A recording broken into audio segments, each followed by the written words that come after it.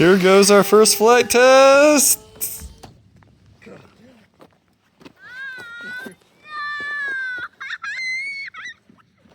Propeller. That's on its wing. Propeller. I found one part. It broke. Daddy, I found one part. So my kids and I have been building a totally from scratch DIY remote control airplane using a design from a great website called Flite Test. The design in particular that we're doing is the Tiny Trainer. And here we go on our second flight test after some repairs. Yay! Uh-oh. It's hard to fly.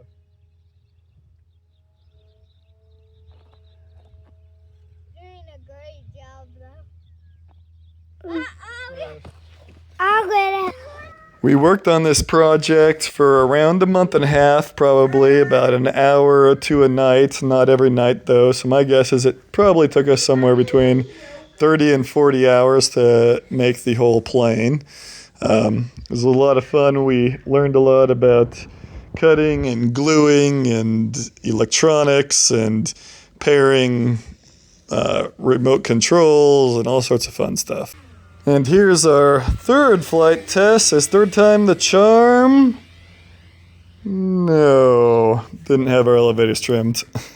It took me a lot of research, but we found that the FlySky i6X controller is the highest rated, best value basically. We got that and its matching receiver, and that's what we used. We bought the Flite Test Power Pack Radial A version. And those are the electronics that we use for this. And then we use the Tiny Trainer, as I mentioned. It's a lot of fun, and I feel like anybody can do it at home for maybe around $60 in some of the materials, although I think the controller and the receiver were a little bit more money. I'll have to check. And here's flight test number 4. Up and away. We made a lot of adjustments after those first 3 flight tests, and they seem to have worked. We did do a number of things, including reducing the throw and changing the exponential on the controller a little bit, as well as fixing the engine and some other areas. And it seems like it flew quite a bit better this time around. We actually got probably around a full 5-minute flight out of this. I did notice that the plane still tends to really kind of dip and then fly up and stall a little bit. I think the plane may be a little bit heavy for the motor and everything that I've put on it. I learned how to do the electronics, the motor. I learned how to do the knife, cutting out paper. I learned how the motor, the electronics, and everything works.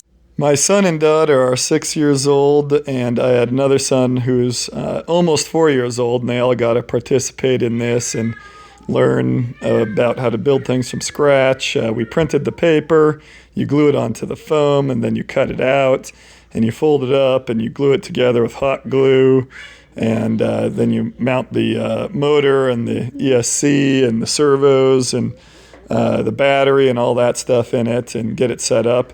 But it sounds way more complicated than it is. As I said, the twin 6-year-olds and the 4-year-old, almost 4-year-old, were able to do it. So I think just about anybody can do it.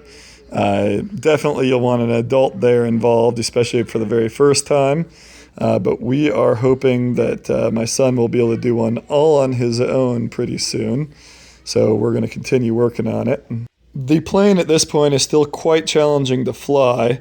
So I'm the one doing all the piloting here, although I do have my son Griffin and daughter Kate learning to fly via a trainer on the computer. And hopefully if we can stabilize this plane a little bit more, they'll be able to do the piloting in the future.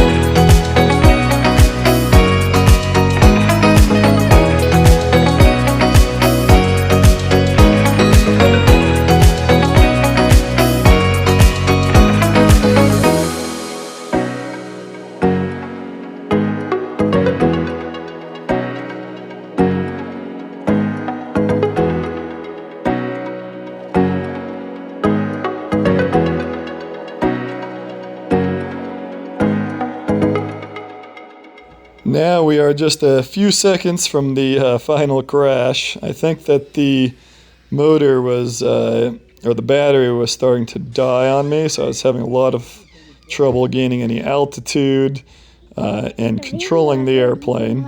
You can see here it's staying quite low on the horizon, and it's not really getting much altitude, and it's kind of bobbing up and down quite a bit.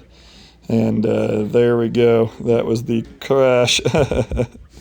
All good though. We just need to replace the propeller and clean it up a little bit and charge the battery, and it will be good to go for more flights.